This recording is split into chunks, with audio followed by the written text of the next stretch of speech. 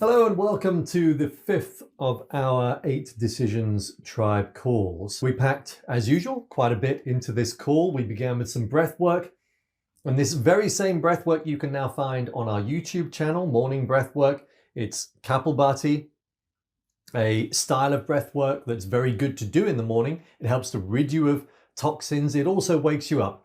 The video is only 7.5 minutes long. It comes with an explanation and a timestamp as well as to when the breathwork starts. So you can repeat watch this same video.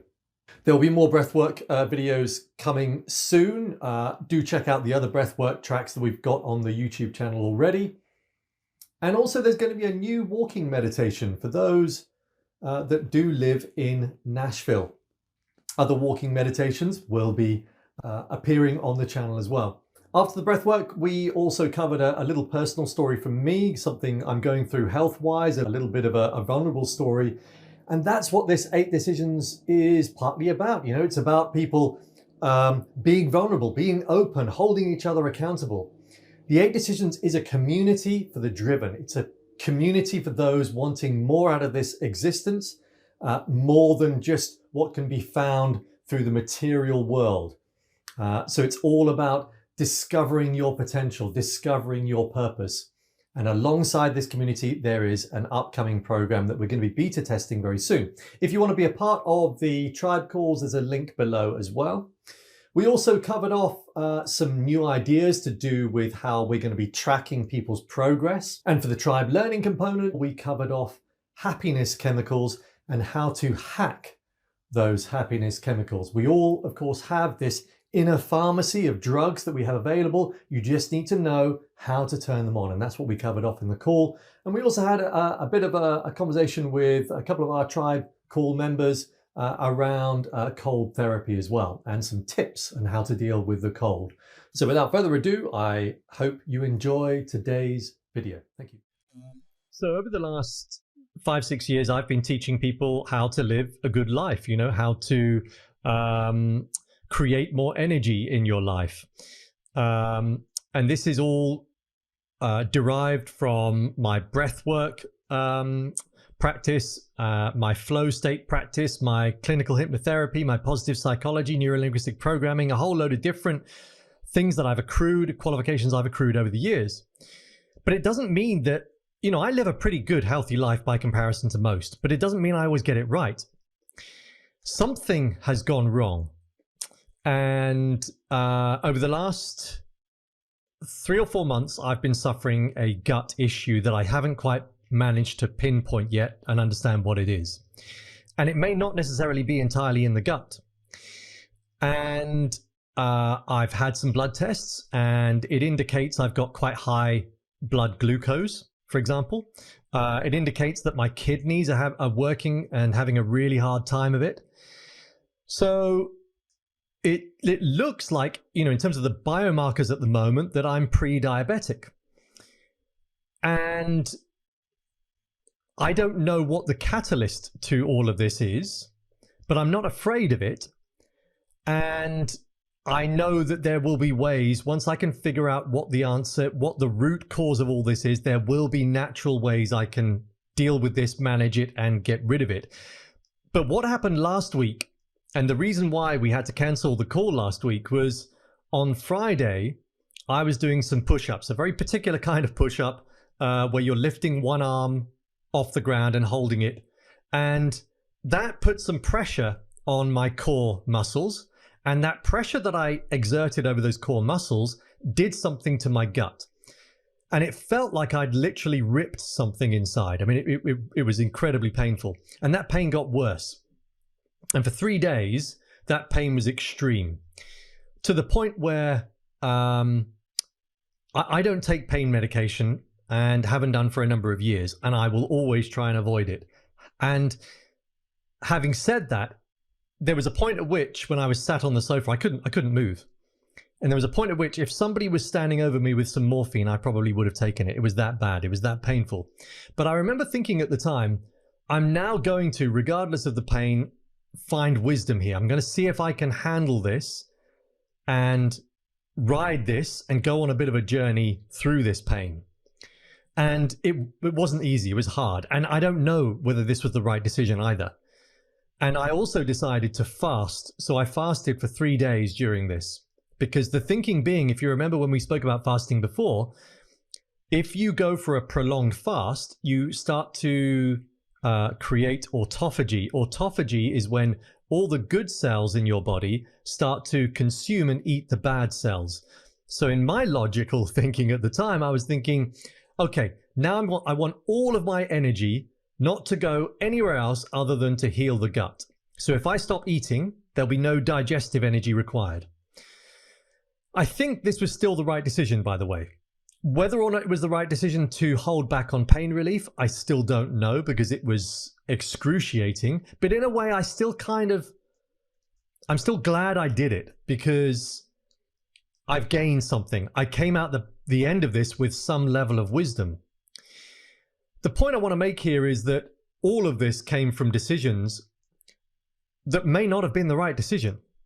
But the point was, I made a decision and I accepted it. And it was sort of almost a stoic, just accepting my fate. I didn't know whether I'd made the right decision. I didn't know whether I was taking a risk, but it felt like the right thing to do. So I tried to access that inner wisdom. And when you think about it, we go through our lives, unless we're trained to do so, we go through our lives being managed by this. The prefrontal cortex, the monkey mind, and all of these that we all experience every day, of course, are designed as messages to keep us from harm. So a lot of the messages I was getting were things like, Dave, go and see a doctor. Dave, you need to go to the hospital. And that may have been the right thing to do, you know. I don't know.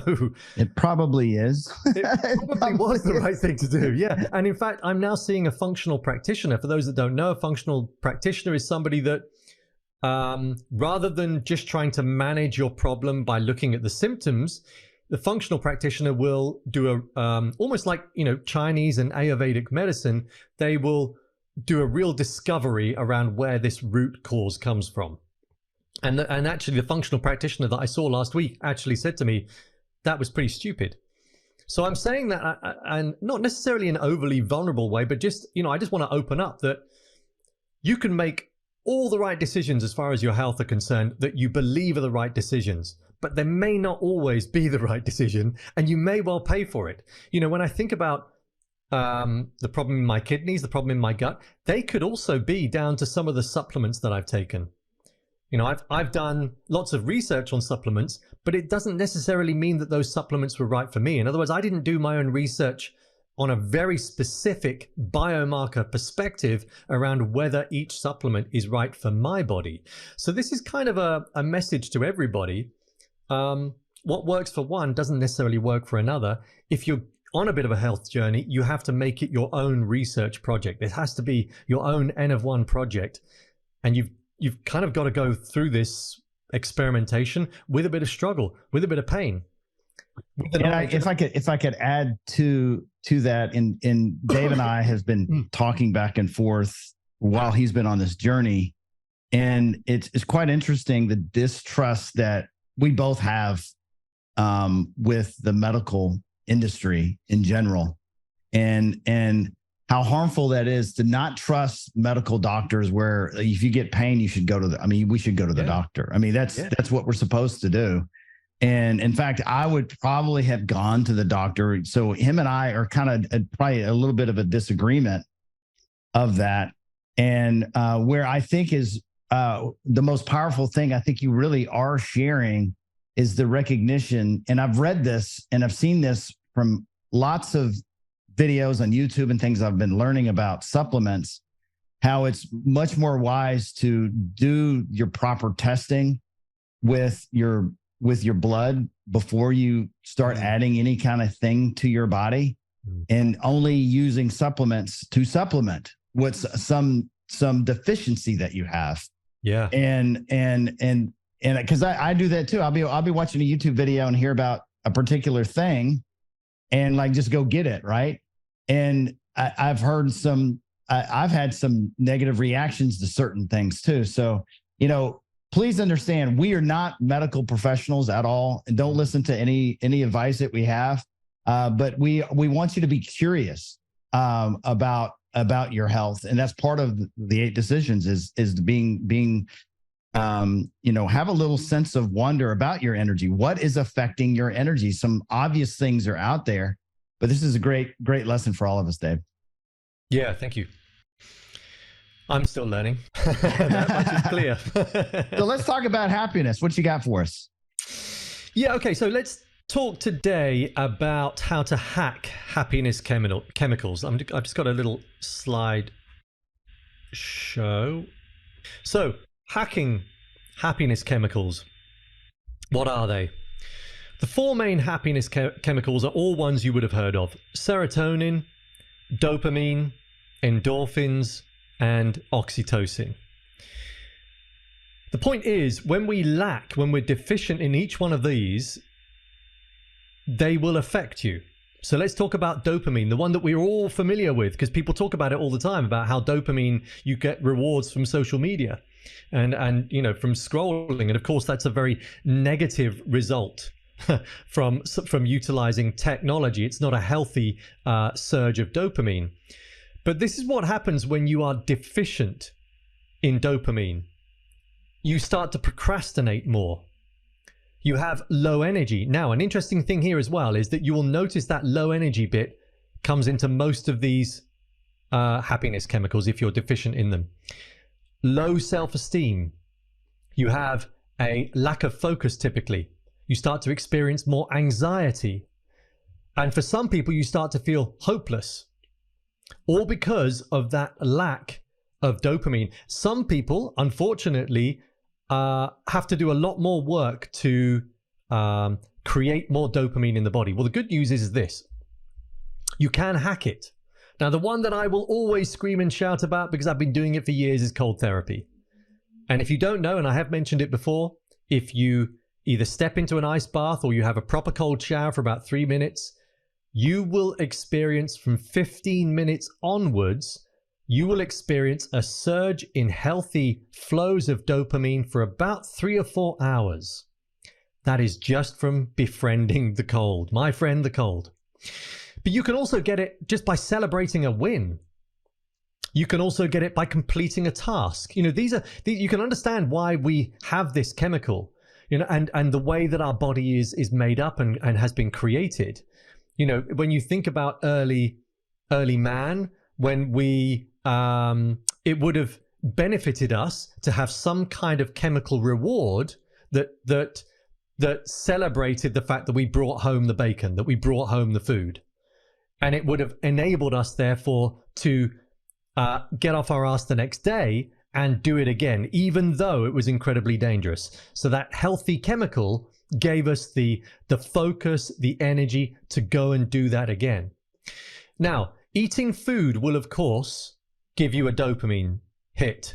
This is where you need to be careful. And this is where, when we think about the 8 decisions, and I've decided to be sober, this is where, again, you need to be careful. It's very easy, as we all know, and I'm one for this. Of all of my vices, the main one is sugar.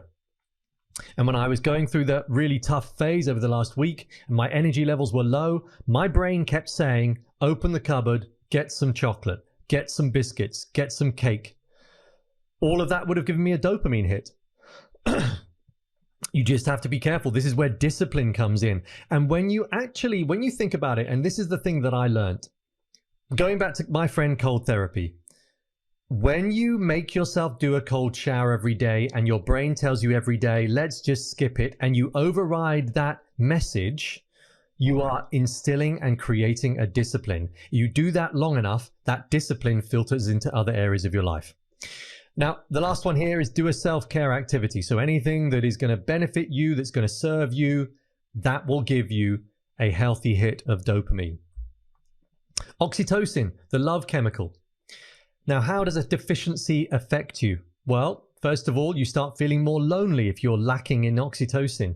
You start to feel stressed more than other people. You lack motivation. Again, you have low energy, fatigue.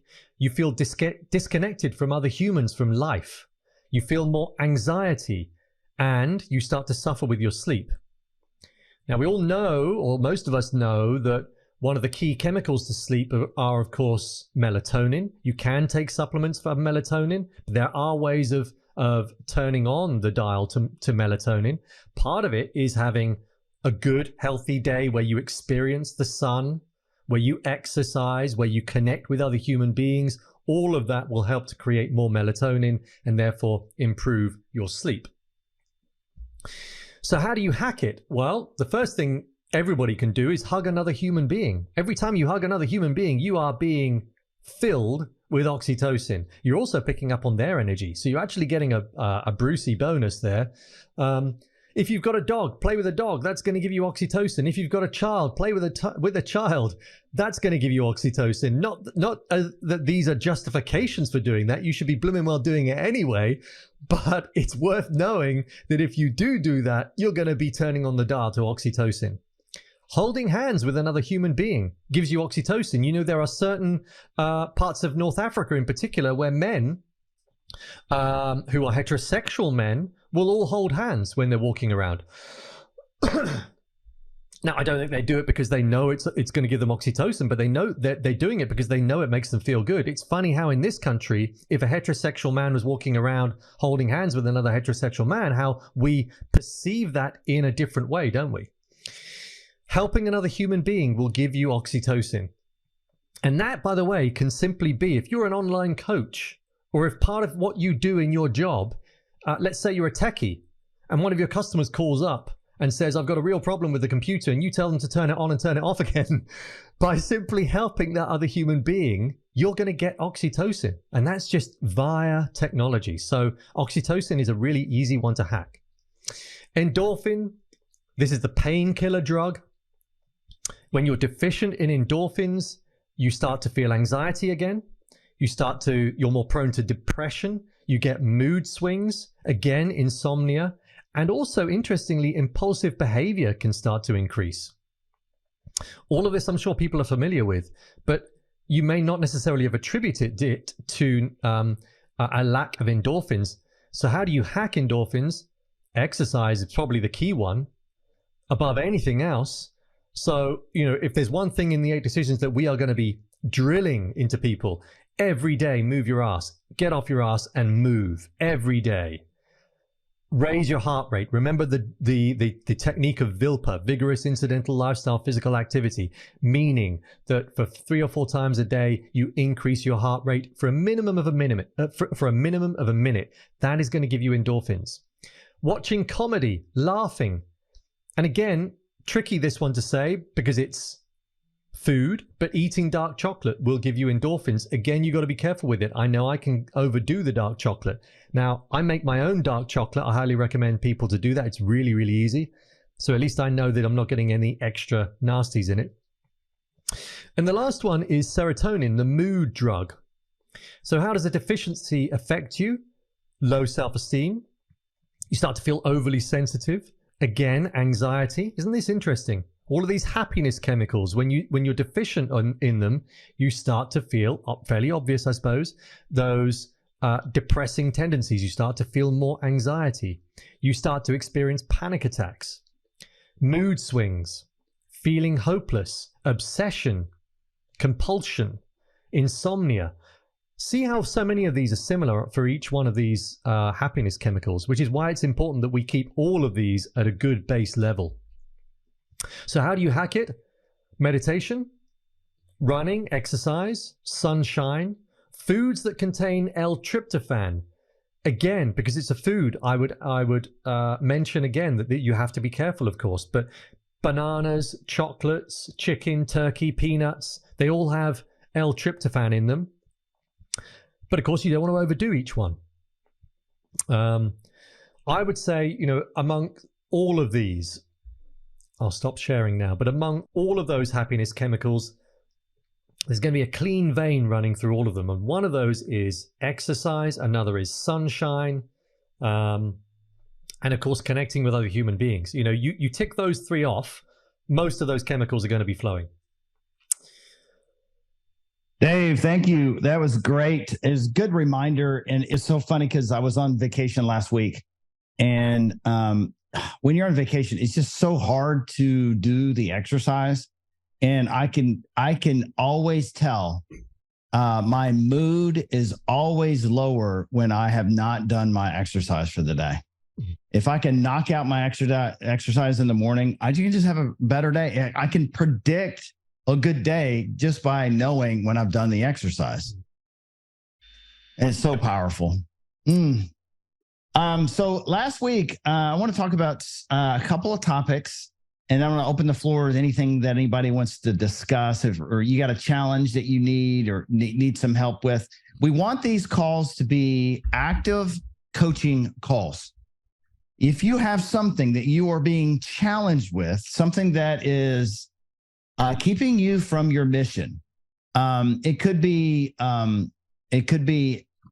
anything from you're struggling with sales, struggling with motivation.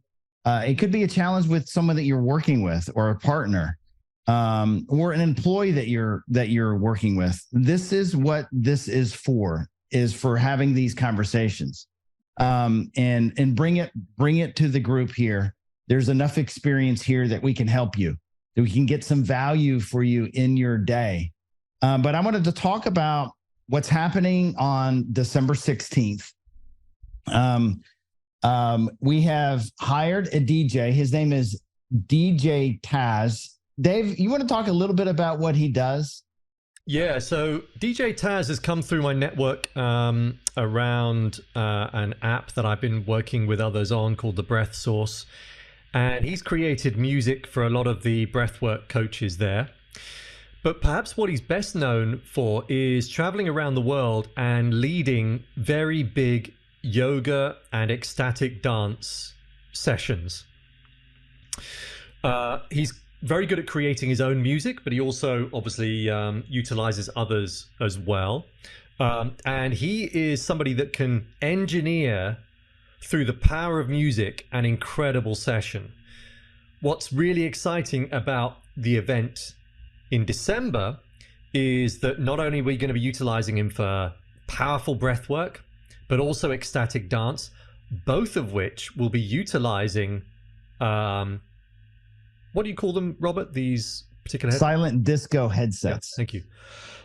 Which for the breath work will be like nothing else. If you imagine you're connected to a whole lot of other humans laying on the floor, but you're also in your own space because you've got the headset on and you're being spoken to almost sort of as if you're being spoken to individually. That is probably going to be one of the most profound experiences people will have at that event. And I'm not deliberately exaggerating. I want to be doing it with you. So whoever's leading that breath work, and it's probably going to be me, but you never know, whoever's not leading the breath work is definitely going to be gaining something there. What's powerful about what we're going to be doing at our event is when you go through an experience with breath work with other people in the room, there is a level of energy that exists in that room. And when you combine it with binaural beats that happen in a headset, you can't get that from a set of speakers. Like when you have a headset on with the right tones, when you're doing this energetic exercise, you're breathing. We've done some movement. He's leading in that. We're going to be taking you on a journey to help discover what this vision you have of the future. And the reason we're calling it Ignite Your Vision 2024, that is the moment in time that we're going to get excited about our future and to start to imagine that future, live in that future state. Again, that is bringing the love into that. We have that walking meditation where you can do this as a daily practice of literally being in love with your future state.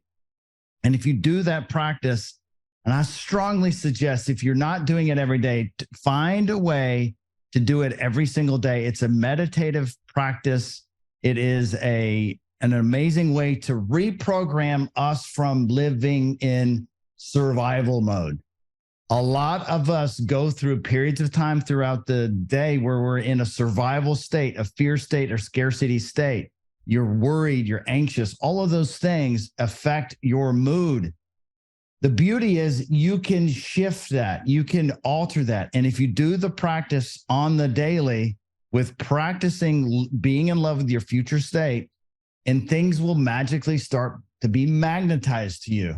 And the goal is to increase the time that we spend out of survival mode and in staying in creation mode, meaning we're doing things to further progress us to the life of our dreams. That event will be some teaching around vision building, but actually crafting a plan for the year and how we can go about picking our priorities per quarter.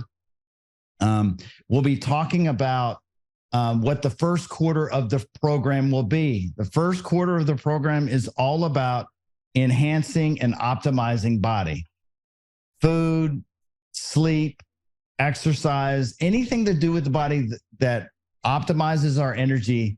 We're going to be prioritizing in the first quarter, meaning the content, the exercises that we do in the community are going to be around the topic of body. What I'm hoping to get for all of you is for you guys to experience the best year of your life, where things that you've always wanted to achieve start to happen for you. And the community gathering piece is where when we get together after we've had this 1 quarter of body, we're going to come back together and we're going to share stories of what's working for people. You know, some people will come into the program with a desire to lose weight. That is great. Some people are just simply going to be focused on the body for their mood enhancements.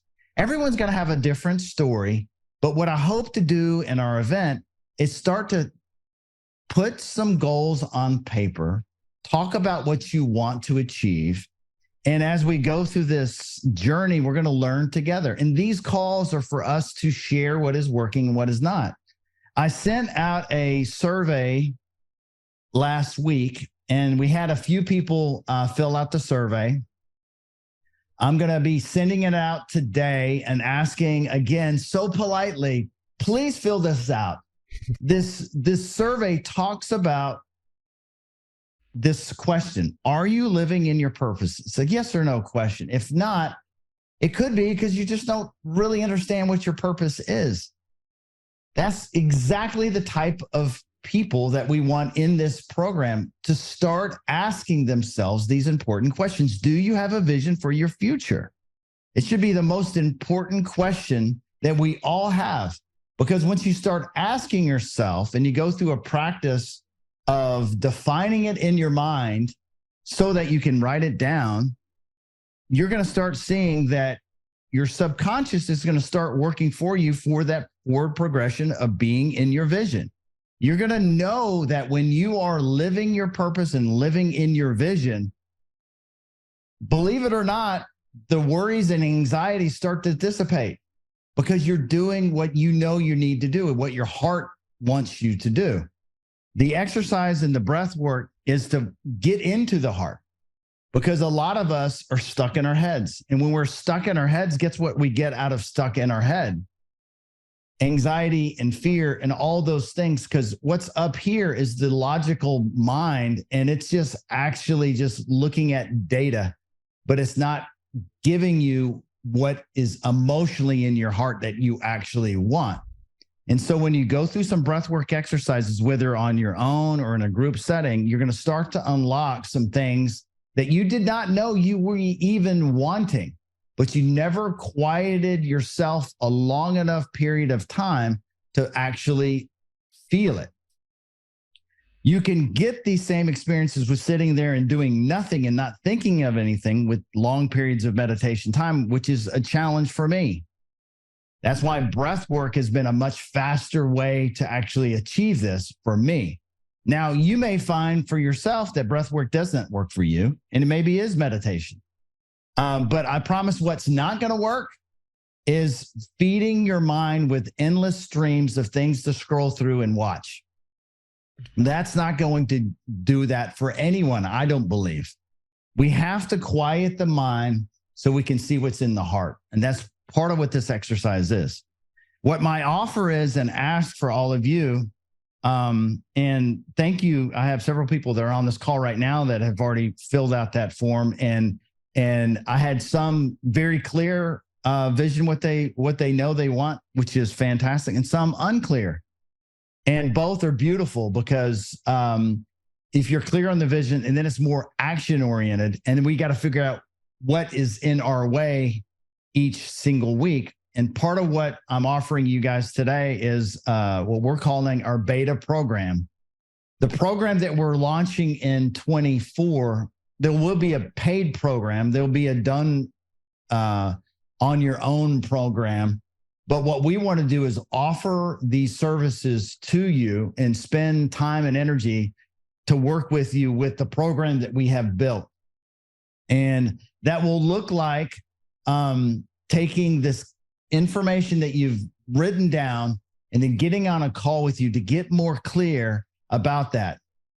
And one way we do that is we'll lead you through a breathwork session that Dave or I will do with you to help have you be in a more meditative state with your eyes closed. You've done some breath work, and then we'll ask you a series of questions to help elicit what is in your heart that is seeking some expression to talk about. What do you want out of this vision?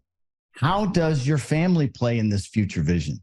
You know, I want to challenge all of you when you think about your vision, it's not about creating your business. That is not what this is about. The business is a piece of the puzzle, but you cannot leave out the people you care about when you do this. When you are crafting your vision, it's not all about where professionally you want to land, because that's not what the people on their deathbed talk about of their profession and how great they had it.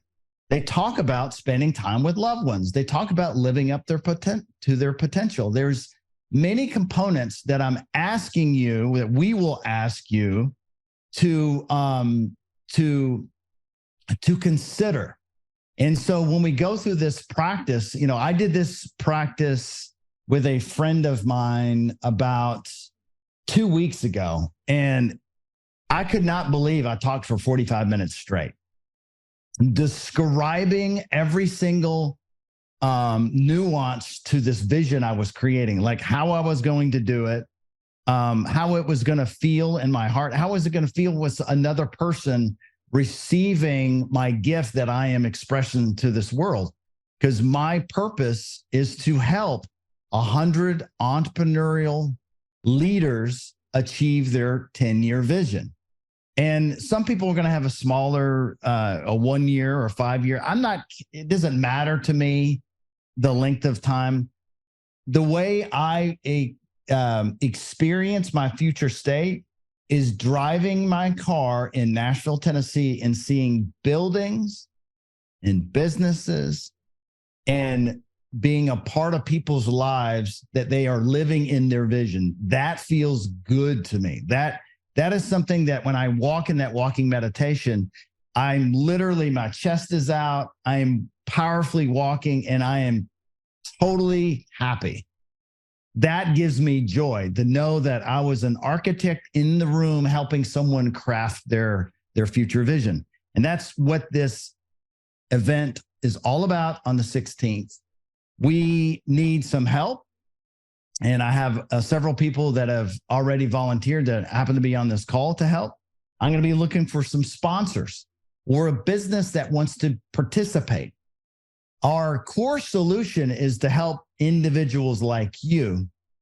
We have a corporate solution where we're going to work with business leaders doing the exact same thing, but with leadership teams, helping them craft their vision. So I've done a lot of talking and expressing about what this event is. I hope that you have this in your calendar. It's a Saturday. More than likely, the time will be from 10 to 6. It will be a little bit of breath, a lot of breath work, but a lot of connecting with others and getting people to share the stories. We're going to walk through what the 8 decisions are. We're going to have speakers, presenters. They're going to be sharing personal stories. It will be a place to be inspired. It will spark you into igniting that future vision for you in 24. It's going to be a great leadway to end this year and start with a brand new set of opportunities for all of us to enjoy.